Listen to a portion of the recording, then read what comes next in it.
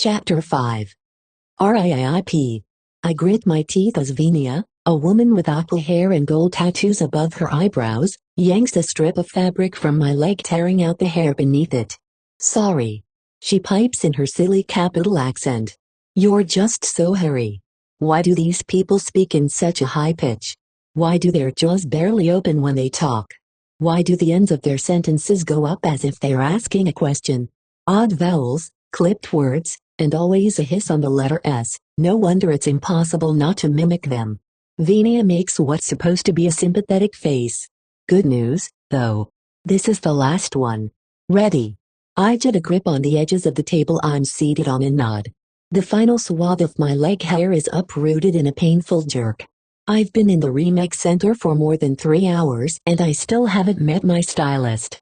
Apparently he has no interest in seeing me until Venia and the other members of my prep team have addressed some obvious problems. This has included scrubbing down my body with a gritty loam that has removed not only dirt but at least 3 layers of skin, turning my nails into uniform shapes, and primarily, ridding my body of hair. My legs, arms, torso, underarms, and parts of my eyebrows have been stripped of the muff, leaving me like a plucked bird, ready for roasting. I don't like it. My skin feels sore and tingling and intensely vulnerable.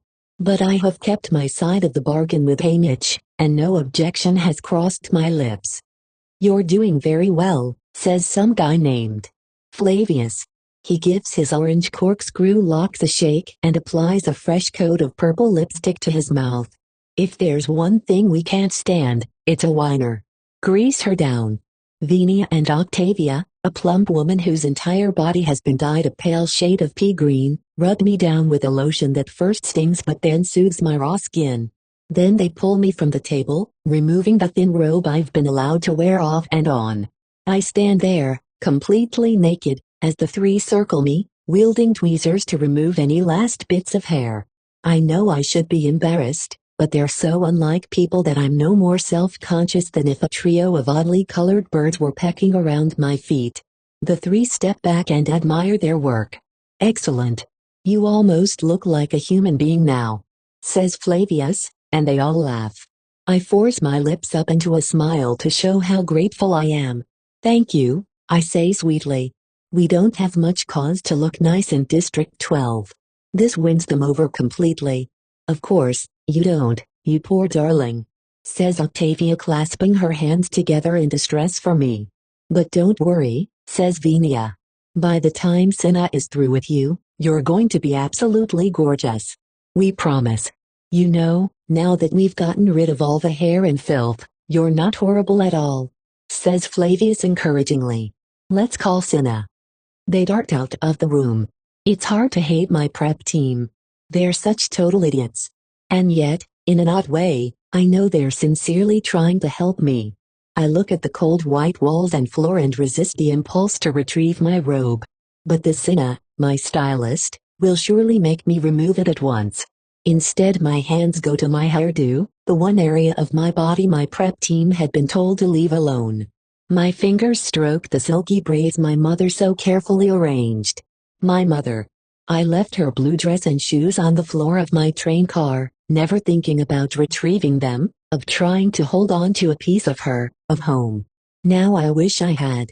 The door opens and a young man who must be Cinna enters. I'm taken aback by how normal he looks. Most of the stylists they interview on television are so dyed, stenciled, and surgically altered they're grotesque. But Cinna's close-cropped hair appears to be its natural shade of brown. He's in a simple black shirt and pants. The only concession to self-alteration seems to be metallic gold eyeliner that has been applied with a light hand. It brings out the flecks of gold in his green eyes. And, despite my disgust with the capital and their hideous fashions, I can't help thinking how attractive it looks. "Hello, Katniss. I'm Cinna, your stylist," he said in a quiet voice somewhat lacking in the capital's affectations. "Hello," I venture cautiously. "Just give me a moment, all right?" he asks. He walks around my naked body, not touching me, but taking in every inch of it with his eyes. I resist the impulse to cross my arms over my chest. "Who did your hair?" "My mother," I say. "It's beautiful." Classic really. And in almost perfect balance with your profile.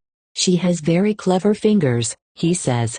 I had expected someone flamboyant, someone older trying desperately to look young, someone who viewed me as a piece of meat to be prepared for a platter.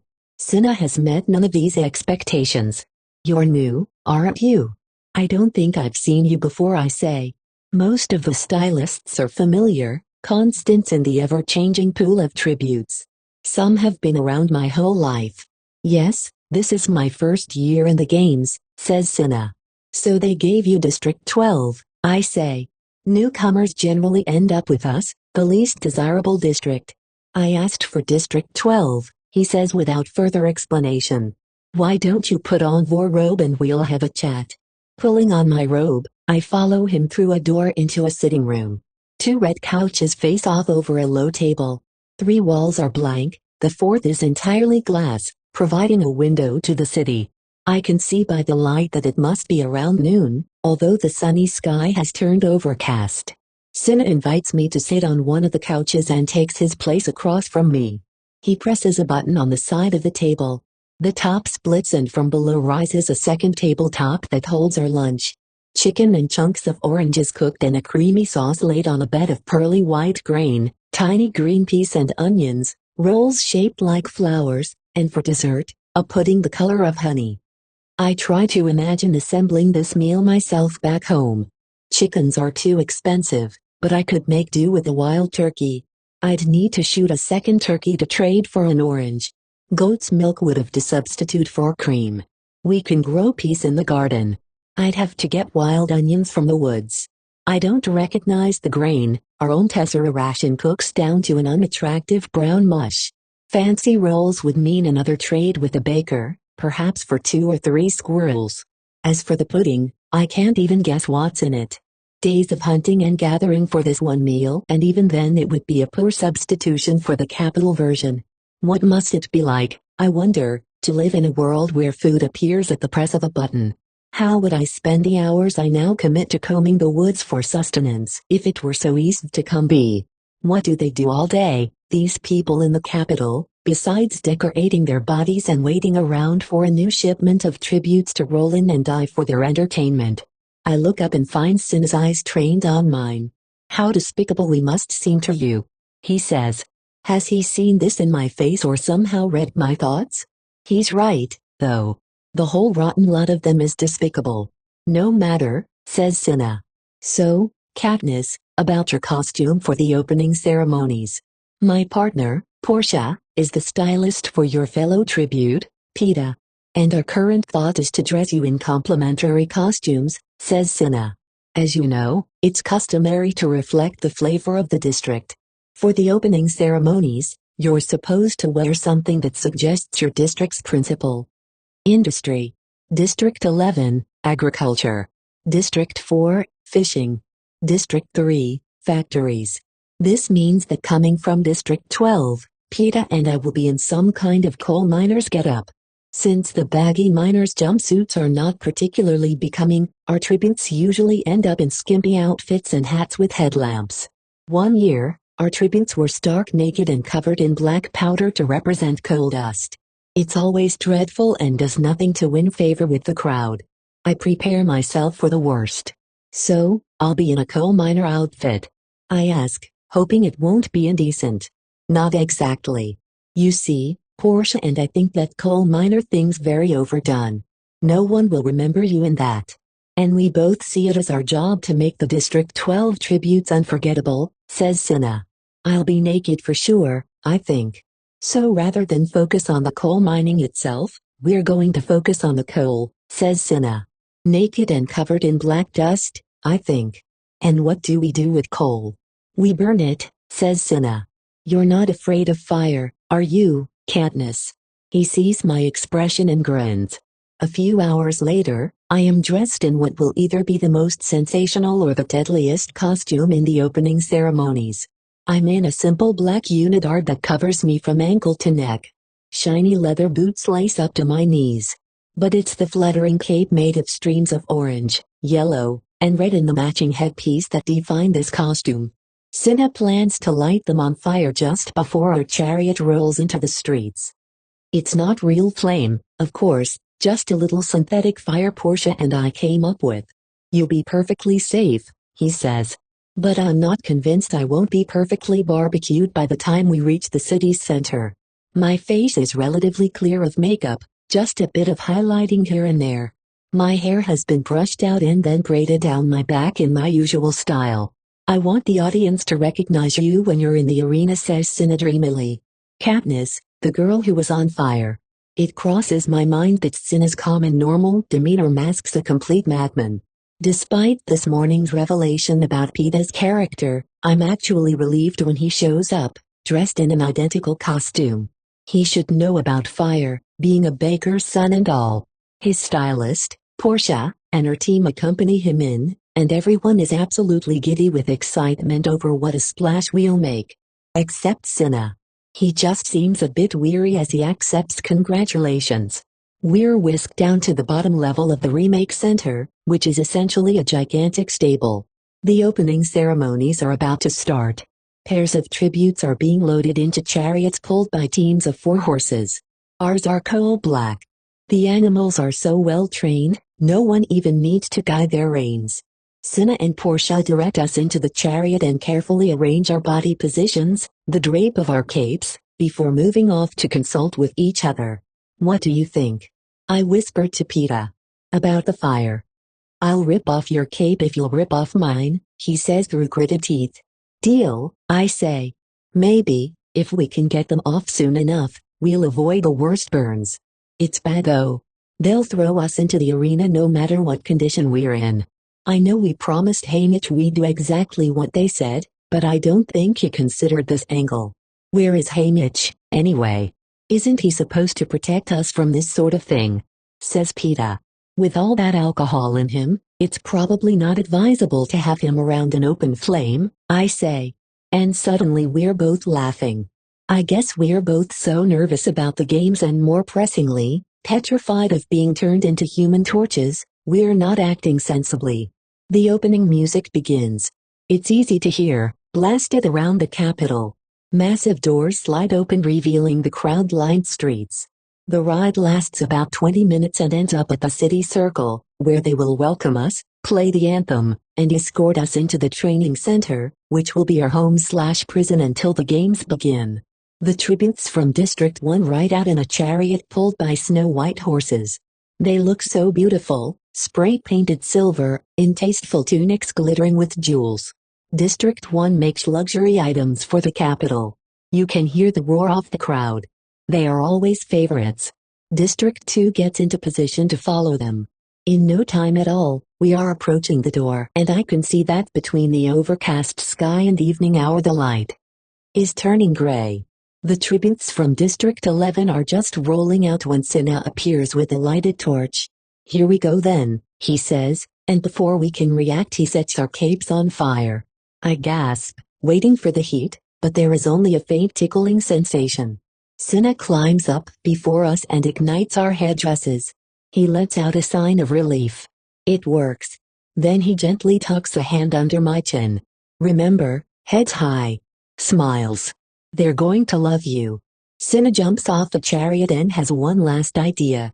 He shouts something up at us, but the music drowns him out. He shouts again and gestures. What's he saying? I ask Peeta.